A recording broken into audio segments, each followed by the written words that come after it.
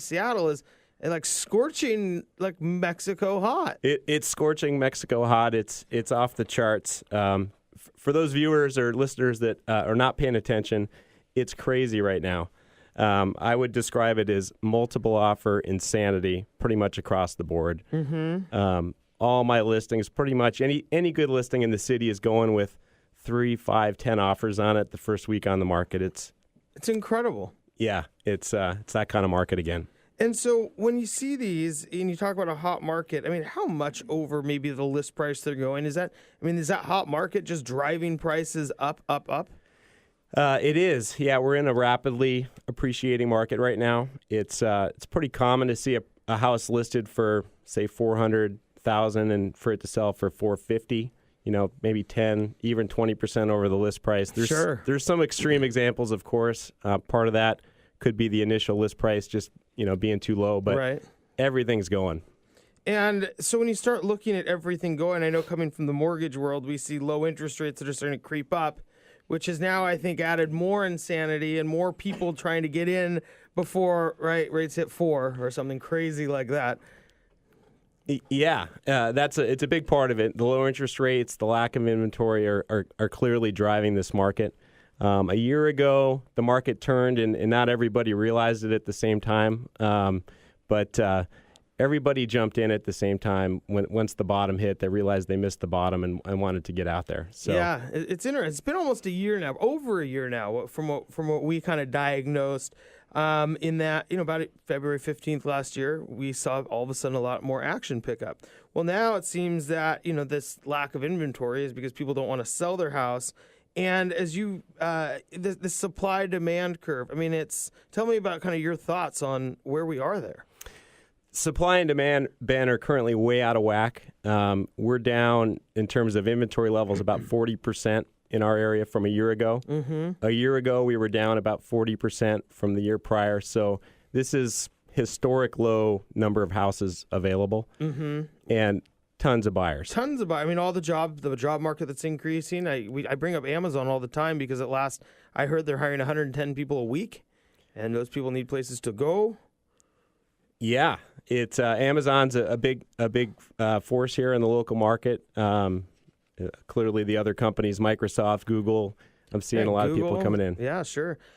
So when somebody lists a house in this hot market where there's no demand, or there's tons of demand and not enough supply, how long are days lasting? Or how long are houses lasting? How many days? The stats are a little misleading. I think for most neighborhoods, average days on market's about 30 days, some a little less, some a little bit more. Historically, that's awesome. Mm-hmm. But keep in mind that factors in the overpriced listings are the ones that nobody wants to buy. Mm-hmm. Most houses currently are selling in the first week or two on the market. And sometimes first day. Sometimes first day, and a lot of that just depends on whether the seller decides to wait a period of days before accepting offers. I've shown buyers a house that listed at 2 p.m, and by 6 they have 3 offers in hand. Sometimes the seller will respond to the first offer that comes in. Other times they'll wait, say, a week on the market. Sure. And then collect their 10 offers and review them at the same time. Makes a lot of sense. So if you're a buyer and you're competing and there's going to be other buyers out there probably going after the same house, what tips do you have for people who are looking to move into a new home? Because it's not easy. Yeah, so the first thing I would tell any buyer is to just get your ducks in a row before you start shopping. And what kind of ducks do people need? Well, ducks, they need to get the first thing they would do is assemble a team. So find Donald, Daisy, a good real estate broker, a good mortgage person. And, it's critical, I think, to have your ducks in a row. So this would be true for any market, but especially in this hot market, you just have to do it or you're going to miss good opportunities. Sure. And so when you get these ducks in a row, a lot of this is just preparing. And then being able to jump when the jumping is good. Exactly. And so I think a lot of people start their search sort of casually and ease into it. And that's fine. Just know that you're going to miss the first 1 or 2 houses you see that you like because you didn't have things ready. Sure. Jed Kilman joins us, managing broker with Windermere Real Estate. Jed, so you get these ducks in a row, and then it's not smooth sailing necessarily immediately following, getting your ducks in a row, is it? It's not smooth sailing. It's like rocky craziness. I would tell you to buckle your seatbelt. It's going to be could be a rocky road, and just in terms of what you're going to encounter out there. Kids. I mean, we got Ditz Ducks in a row, rocky road, ice cream. Maybe I have more kids now. I don't know. But I'll give a shout out to my 3 daughters right now. So yes, what I are do their have names? kids. There you go. What are their names? Ruby, Molly, and Lila. All right. I like it. Yes. I like it. Hello, ladies. Jed, so let's talk a little bit more about the buckling the seatbelt, because as people go into this process, it's really high emotion. They're excited. They see something they like. They want to buy it. And now you have competition, you have financing.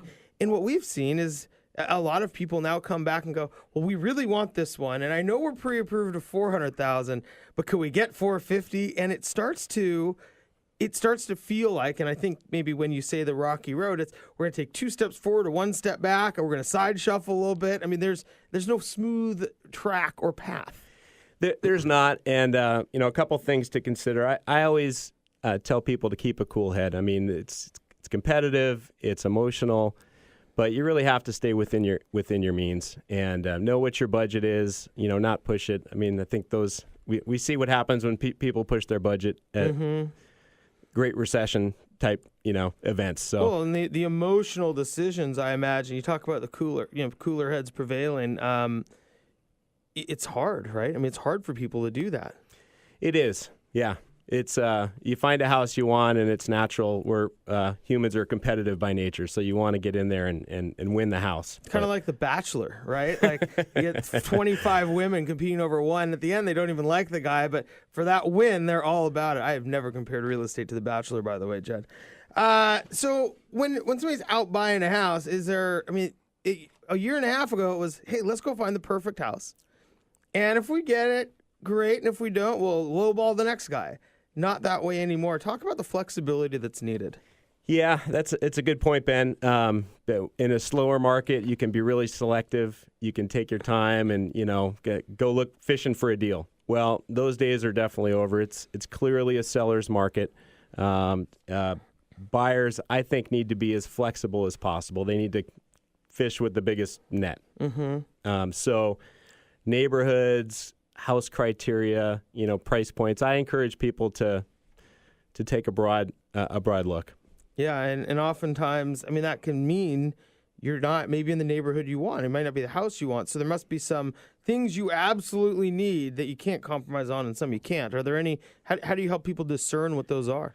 Well, it's a personal decision. Sometimes people will start the process with a certain set of criteria, and then over the course of looking, they'll add some more things that they'd be willing to deal with. And it's a big purchase, obviously, a house. You don't want to settle too much. You want to get the house that's right for you. Absolutely. But I would encourage people to be flexible in their criteria. Yeah, no doubt.